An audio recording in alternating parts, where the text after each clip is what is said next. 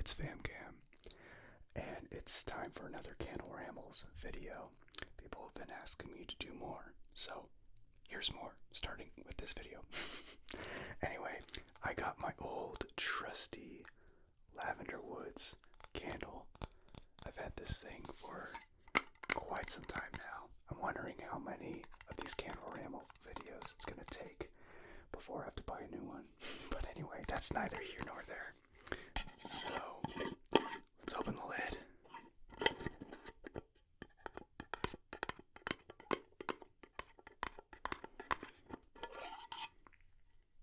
And light the candle.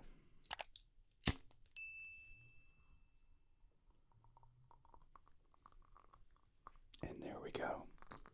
We are off to the races.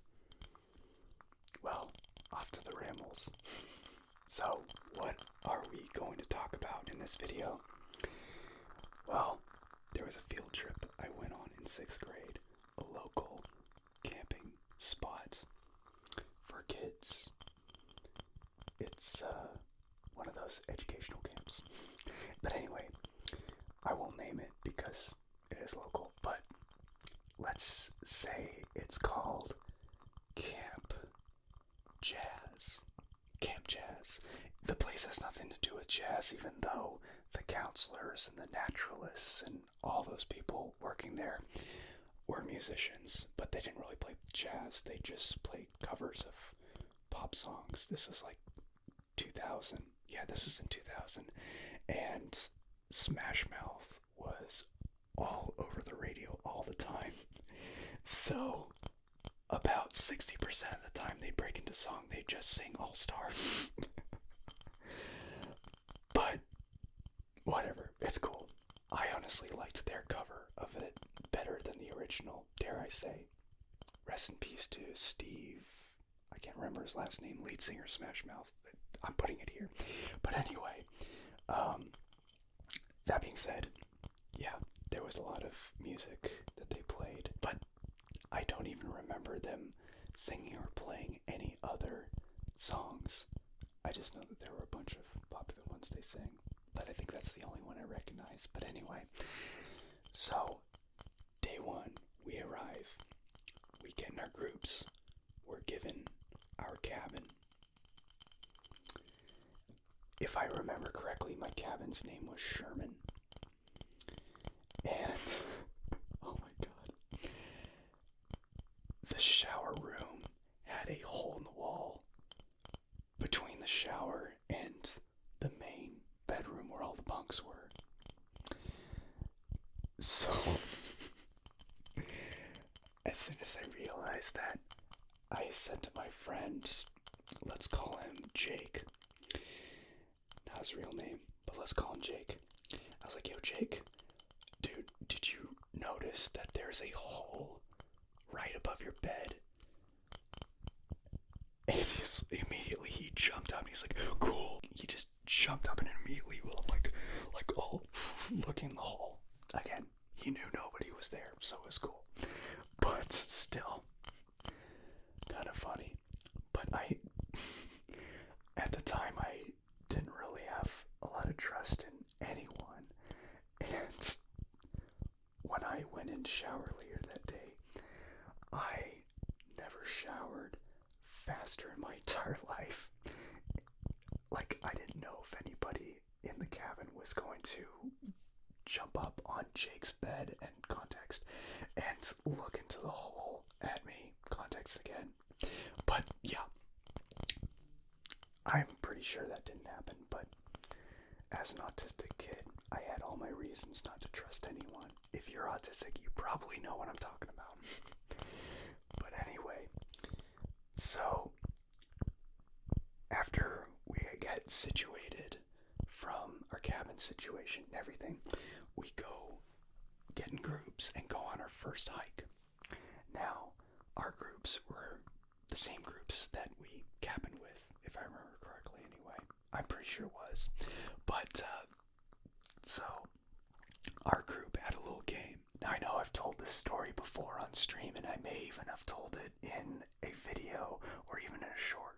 Correct me if I'm wrong, but if if you heard me tell the story before, feel free to jump in the description and click the timestamp that jumps to the next chapter. But anyway, so in this hike, we had a little game. We had a clothespin that said gotcha on one side and passing on the other. And this is a game that my dad and I continued playing because my dad was one of the parent chaperones of this trip, by the way. My dad and I continued playing this game at home after the trip. I wonder if he still has that clothespin. But anyway, so how does this work? When you have the pin, you're it. It's like a game of tag, but it's a covert game of tag. The object is to pin the clothespin on one of your friends and make sure they don't notice. Like pin it on their clothes or something, on their sleeve or whatever, or maybe on the back of their collar. That's a good spot most of the time. And if they notice that it's there, then it's up to them to try to pin it on somebody else. Well, we got to the end of the first hike, and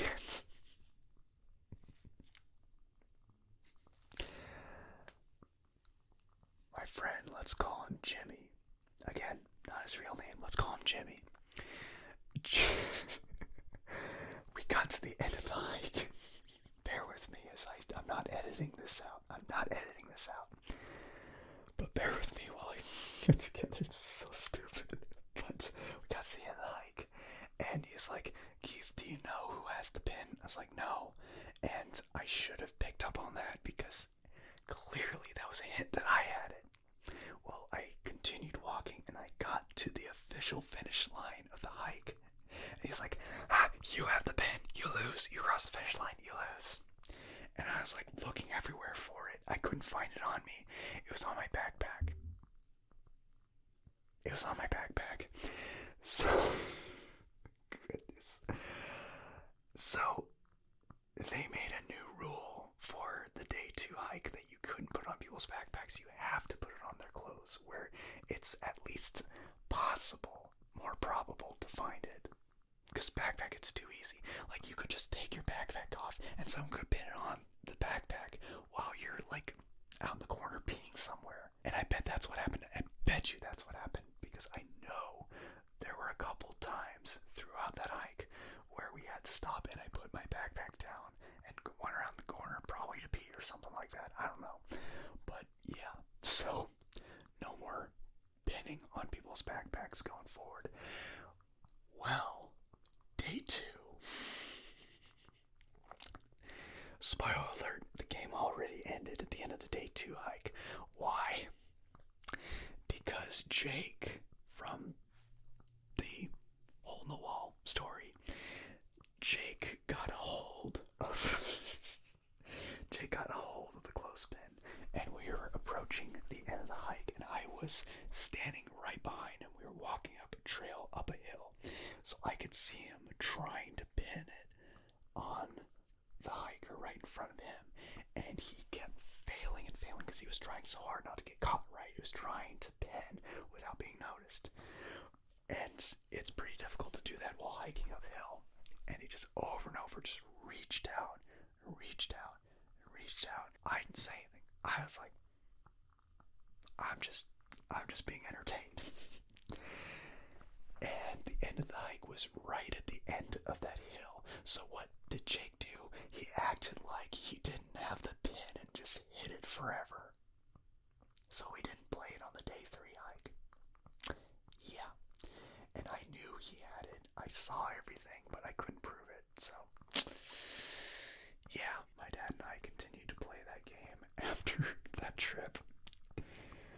And oh my god, if my dad sees this video, I wonder if next time he sees me after that, he's gonna put that same pin on me and then I'm gonna go home with it. If I do, I will show it on stream.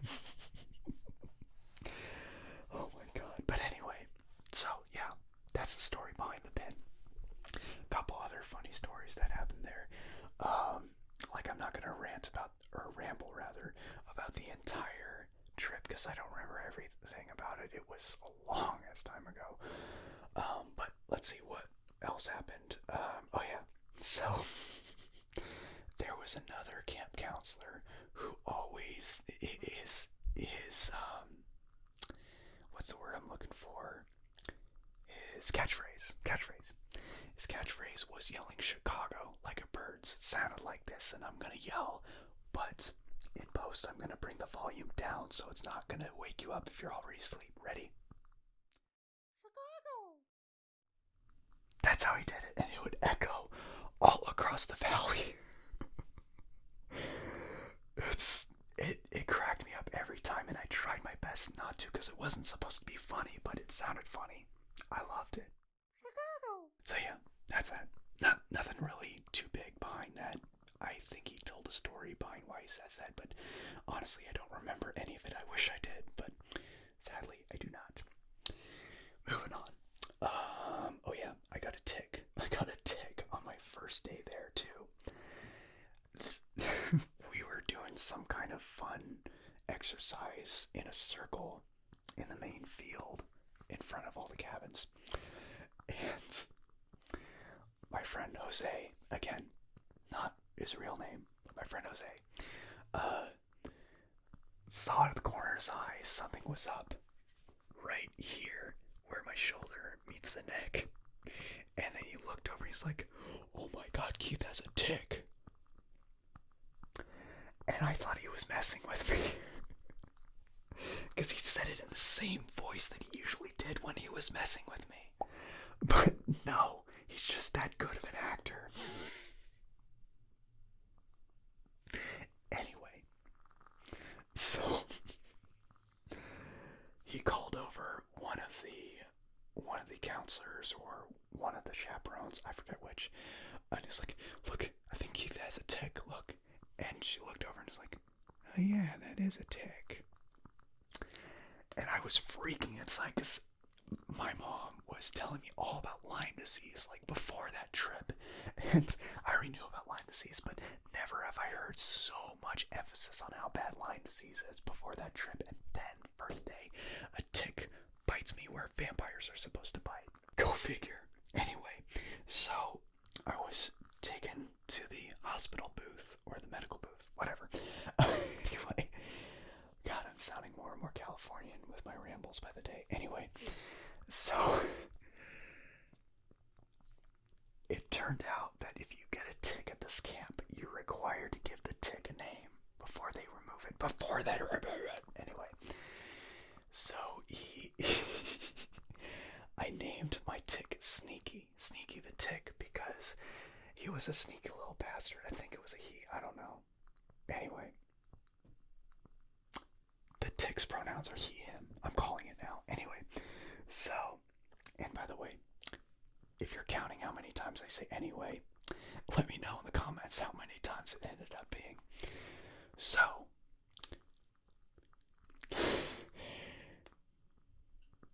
he started to get the tick out, and by the way, I didn't even notice the tick bite at all. I couldn't feel it or anything. That's why I called it Sneaky.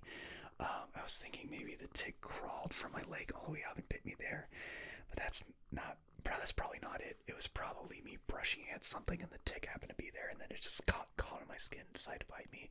Or another friend suggested the tick was like on a tree branch and just went and landed on me.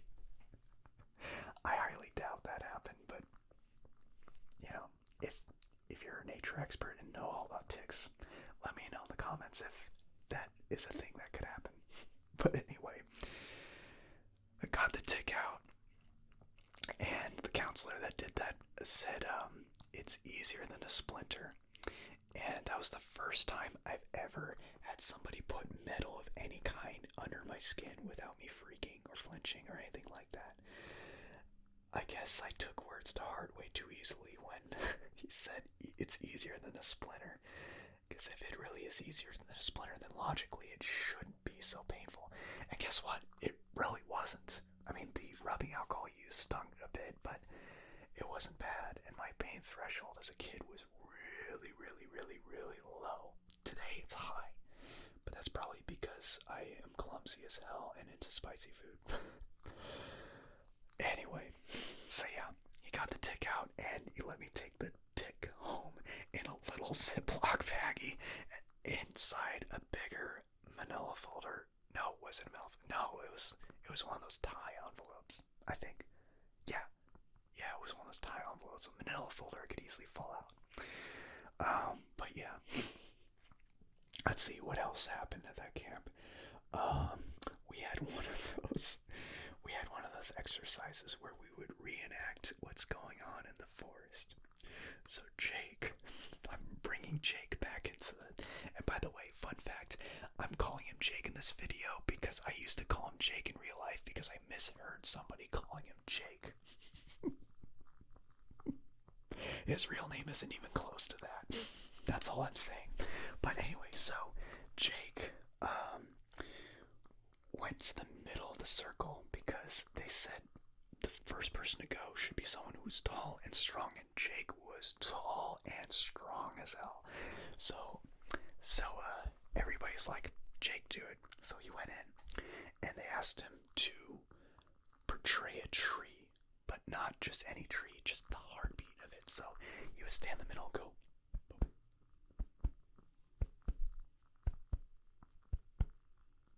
and act like the tree is the beating heart. And then one by one, they would gather a bunch of other kids to do a bunch of different reenactments. The only one I remember is the one that reenacts wind, where they're like,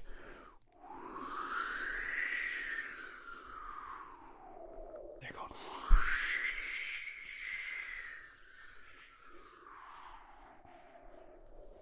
while he's sitting there, or standing there rather, and going, and they're going,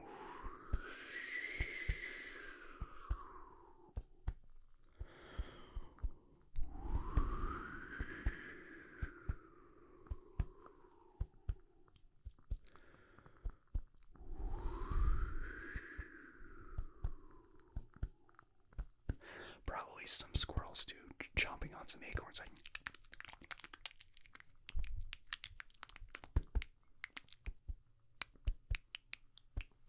it's hard to keep the beat of the tree heart while doing that.